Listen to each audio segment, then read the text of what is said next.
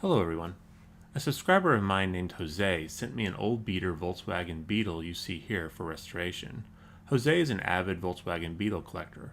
This one is pretty tore up, but I am sure it's still salvageable. It has massive corrosion issues that I'll need to take a look at.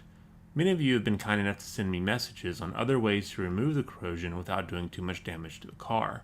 I'm currently testing some of your ideas just to see what works and what does not. In past videos, we've dealt with some of the discoloration issues in the metal, and I'm a bit worried we'll have those problems here. So I'm going to go ahead and take the car apart to get a closer look at all the parts. The plastic window is in good shape, and the interior plastic is fine. The motor appears to be completely corroded, and the body itself, along with the base, have severe corrosion. The base is in especially bad shape, so now I'm going to go ahead and remove the paint. Here the car is without its paint. To speed things up, I'm going to go ahead and electropolish the metal. If you're unfamiliar with any of these processes, check my past videos for how-to videos on the specific subject you'd like to know about. So here the car is right after the electropolishing was done. I left it in for about 30 seconds, and as you can see here, there's still quite a bit of corrosion left, and a normal amount of pitting for a car that was this corroded. Since I have the electropolishing kit up and running, I might as well go ahead and do the base and the motor. The base suffers from complete corrosion. I'll leave it in the electropolishing system for about 45 seconds to remove all the rust. And here you can see the result. The base is back to shiny metal. This car has the dreaded modified bent axle suspension. This is where Mattel took the bent axles and then cut them in half and used posts to hold them in place.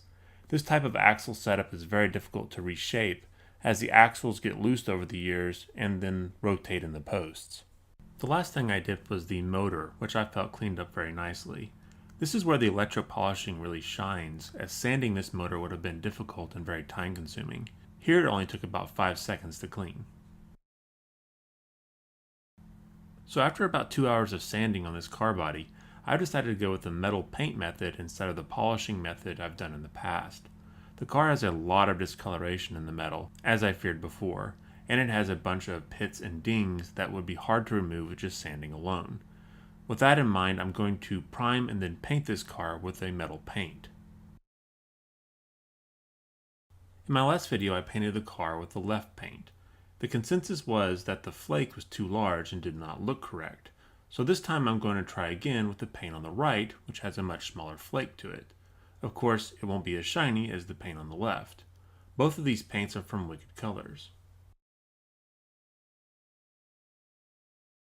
So here the car is 4 days later after priming, sanding, repriming, resanding, and then painting. I'm pleased with the shininess of the paint, so I can look at painting over it with the Spectraflame paint. Jose asked for pink, so that's the color I'll go with. Pink, however, is extremely tricky to get just right, and can differ from car to car. I'll put an interesting video in the description below by the toy car collector that is just about pink Redlines. The pink color changes depending on what the lighting conditions the car is in. If you like these old cars and want to see near mint unaltered versions of them, then think about subscribing to his channel. The last thing I did was to spray on Tester's clear coat to give the paint a more shiny surface. After another 3 days of curing, I could then put the car back together. As I said before, the axles were a real pain to get right, but I think I got them pretty close. Overall, I'm pleased with the look. I don't own any vintage mint pink Hot Wheels to compare this car with, unfortunately, so I had to go with pictures online. I think the metal paint looks more original than in my last video, but let me know what you think below. I will be trying out other methods in future videos, and if Jose sees one that he likes more than this one, I will repaint this car. Anyway, as always, thanks for watching, and Jose, thanks for sending me this car to restore along with the extra custom VW Beetle and wheels. That was really nice of you. See all of you next time. Mad Max is up next.